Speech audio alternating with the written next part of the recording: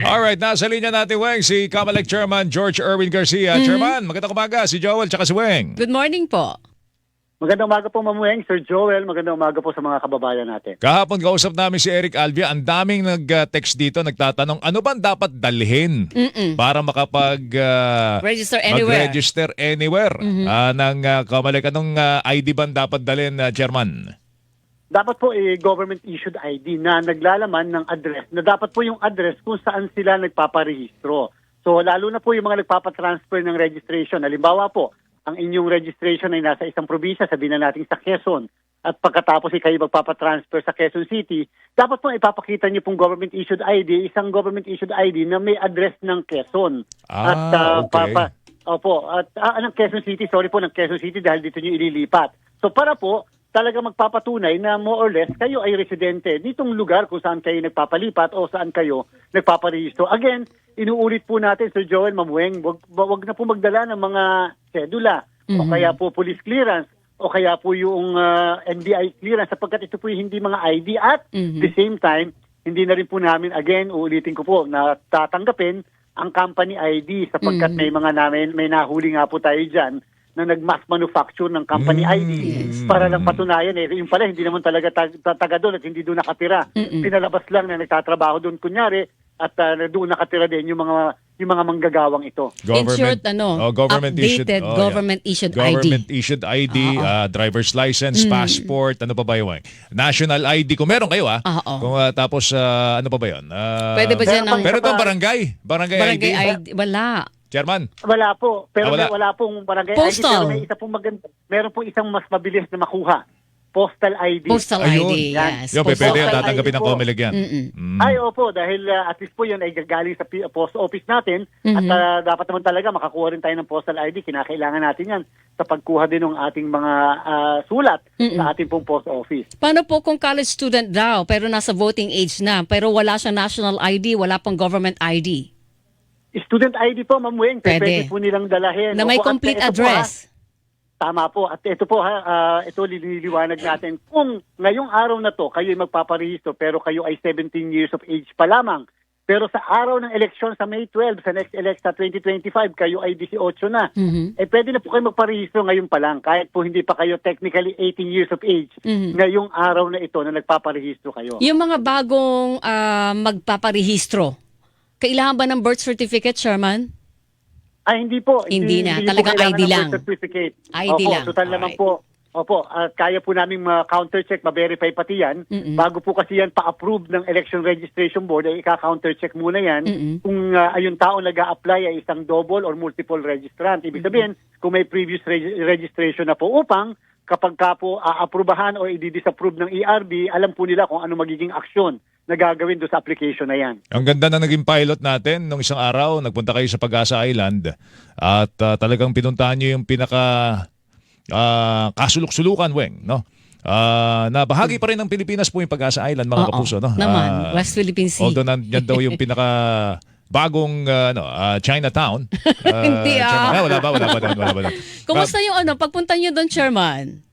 Alam niyo po, napaka-challenging but at the same time, napaka-importante po yun sapagkat that is to reiterate na yung piece of property na yun o piece of land na yan ay sa Pilipinas dahil mga Pilipino na andun, pinarehistro ng Comelec Hindi naman kami nagparehistro ng mga Chinese nationals na nandun sa tabi-tabi dun So ibig sabihin sa atin yun, at the same time, gusto namin ipakita na pwede namin maiparehistro kahit saang parte ng ating bansa. Alam niyo po, Ma'am Weng, Sir Joel, nung unang araw pa lamang, naka-89,000 po tayo sa buong bansa na nagparehistro ng mga kababayan natin. Kahapon ba yan, Chairman?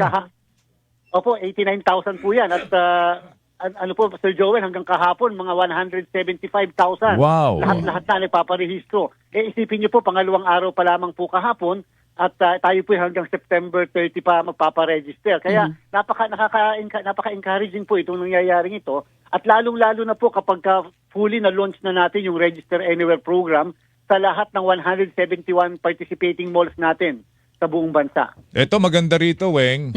Meron sa mga mall, di ba? Yes, oo. Namamasyal ka na tapos uy, pwede pala magparehistro dito. Magre-rehistro na ako. Magre-rehistro na ako. Gaano bang katagal magparehistro dito po sa ilalim po ng Register Anywhere? Kasi actually, nagpapasalamat tayo at naisip po ng COMELEC ito. Totoo. No? Kahit yung mga Kasi nung election araw, arm natin, di ba, Di ba, NAMFREL? Para makapagparehistro ka, pupunta ka sa local COMELEC office Totoo. na napakahaba ng pila. Pipila ka. Ngayon, talagang namamasyal ka, Kahit pwede kang saan. magparehistro, mga kapuso. Thank you, Chairman, at naisip niyo po ito. Pero ano ang tawag dito? Gaano katagal? Pagka nagparehistro ka 5 minutes ngayon. lang po. 5 minutes 5 lang minutes mo. lang po. 5 minutes. Pag Opo, tinamad 5 ka pa minutes naman, lang, ewan ko Joel. na lang. Dati 5 days. At actually po dyan sa inyo po sa GMA7 kasama ang DCW, dadalhin po namin. Ay, Yung salamat, Register Chairman.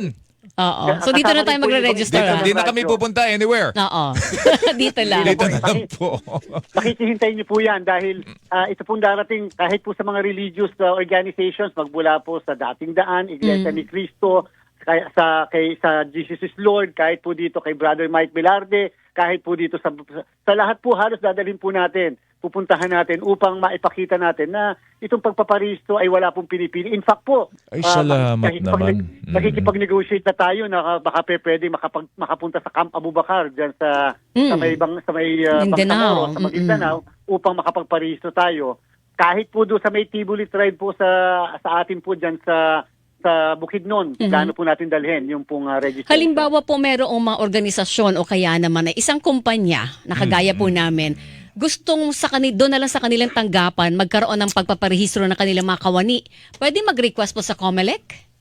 Pwede po, pasapuntahan nyo lang po yung aming local COMELEC at yan po ay tatawagin nating satellite registration at pwedeng pagsabayan. Ibig sabihin po ng satellite registration kasi sa halip na doon sa regular na registration site ginagawang registration, dadalhin namin yung mismong registration para doon sa mga nakatira sa lugar kung nasaan yung kumpanya o nasaan yung istasyon ng radyo o telebisyon.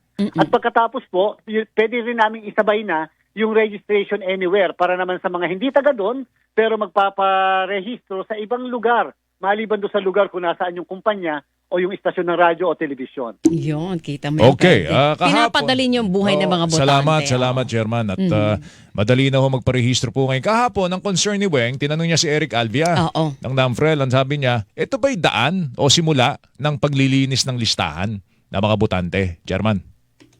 Opo, alam nyo, madami pa po tayong dapat gawin sa paglilinis ng botante. Una, hindi pa rin po ako sumusuko sa aking advokasya na sana pagkatapos ng 2025 elections ay mapag-isipan po ng ating kagalang-galang na Kongreso na i-anal ang buong list of voters, magparehistro tayo kahit 3 buwan para lang magsimula muli tayo bagong biometrics kasamang iris, facial recognition at iba pang pwedeng makita, maging feature po. At para po pati yung fingerprints natin, hindi lang 4 na fingerprints, lang po kasi ang technology na meron tayo sa kasalukuyan sa COMELEC. Dapat 10 fingerprints para ma-verify kung talagang siya ang botanteng yan. At pero po number 2, sa darating pong February na ito, ng 2025, magkakaroon po tayo ng tinatawag na cleansing ng list of voters. Diyan po mas maganda yung mga political parties, yung mga kakandidato, yung mga interesadong stakeholders, interest groups, maganda po yung makapunta sa mga local COMELEC natin sapagkat dyan po, bago saraduan ng libro para sa May 2025 election,